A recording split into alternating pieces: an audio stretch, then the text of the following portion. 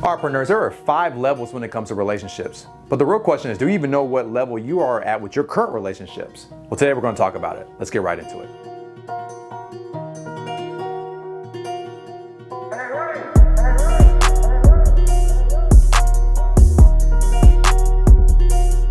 So welcome back, Preneurs. Today's conversation is about the levels of relationships that maybe you have. And I think it's very important as an entrepreneur that you know the type of relationships you have, because everything you do when you're building a business, building your goals and dreams, you're doing with people.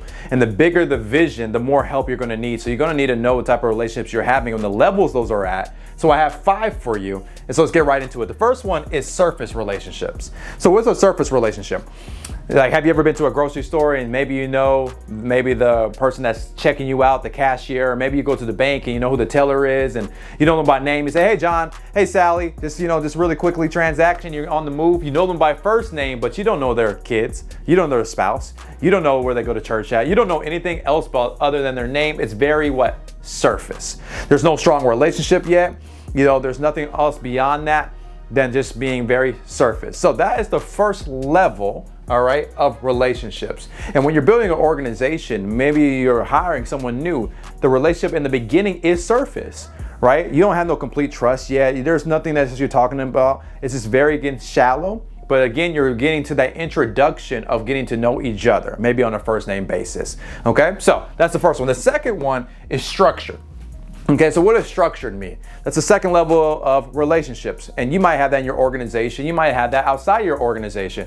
Maybe you have that with with friends, whatever it may be. So what a structured relationship is more on a commonality. So like maybe you go to church and you see a certain person every time at church.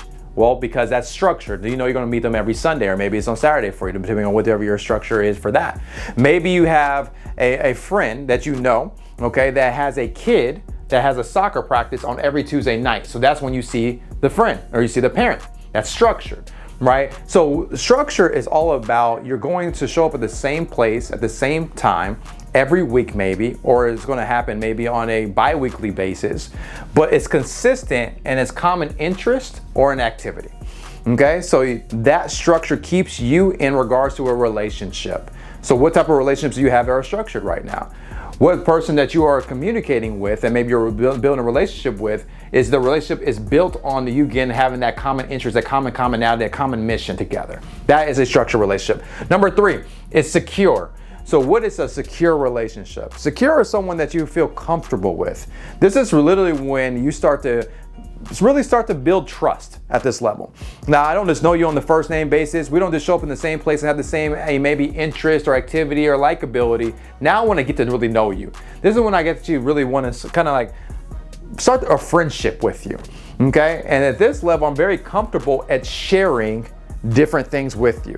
So we're mutually able to share again what our interest is, mutually able to share what's actually going on in our lives on a deeper level. Maybe I'm telling you what's really going on with my kids, what's going on right now, right? How they got maybe a bad grade or what happened with disciplinary actions or whatever. I'm going deeper than just a very surface or structured conversation. Number 4 is a solid relationship. Now, this is important to you to understand because this is one of the highest levels when it comes to relationships. And when we say solid, what am I really talking about? You have complete trust. Like, confidentiality is all there. Like, I feel comfortable to tell you everything that's going on right now. And I actually have a desire to be around you too. So once you get to this level, you have solid relationships. These are people that you can tell them anything. You know everything's going to be all good. Like, you could literally be vulnerable. And it's very difficult to get to this level, but you feel comfortable and let them know everything that's going on because you know it's not going to go out to everybody else because you have that complete trust with that person. And the last one is the highest level of relationships, and that's serve. So when I say serve, what does that really mean? Some might call this the Jesus level, right? Where you're able to die for someone else, right? That you're literally going to die for a cause, that you're willing to do. Like, for example, say there's a burning building right now.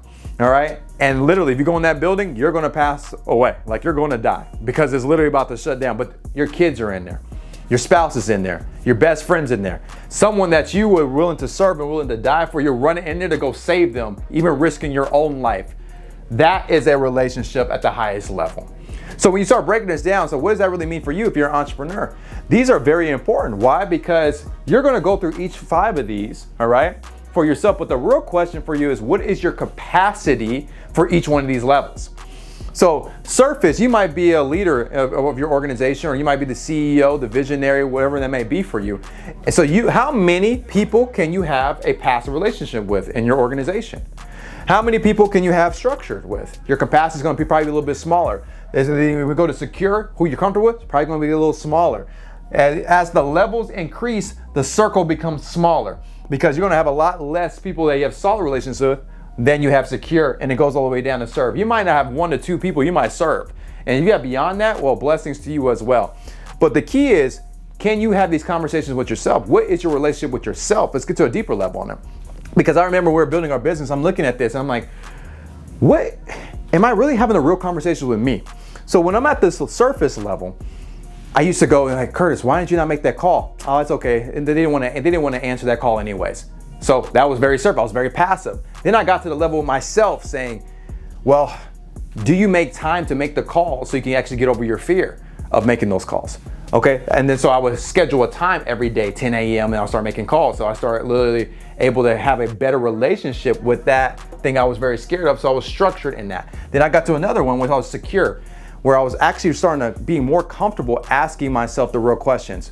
Why are you not closing? What's going on with you? Do you need an accountability partner? Or whatever that may be, you're starting to ask yourself the things that you know you weren't asking yourself prior, because you're willing to actually get more deeper levels with your own personal self. That brings you to solid, where I'm completely trustworthy with myself. Say, man, what's going on? You know you're better than that. What's the issue? Are you nervous? Are you embarrassed? And you get even deeper because you have complete trust with yourself. You can learn how to self-coach yourself. And then if you're not willing to die for yourself, no one's really going to be willing to do that for you. So these are the different levels that you need to go through for yourself first, right? Because as you get deeper with your self relationship, it's easier to have a better relationships with everyone else in your organization outside of that as well.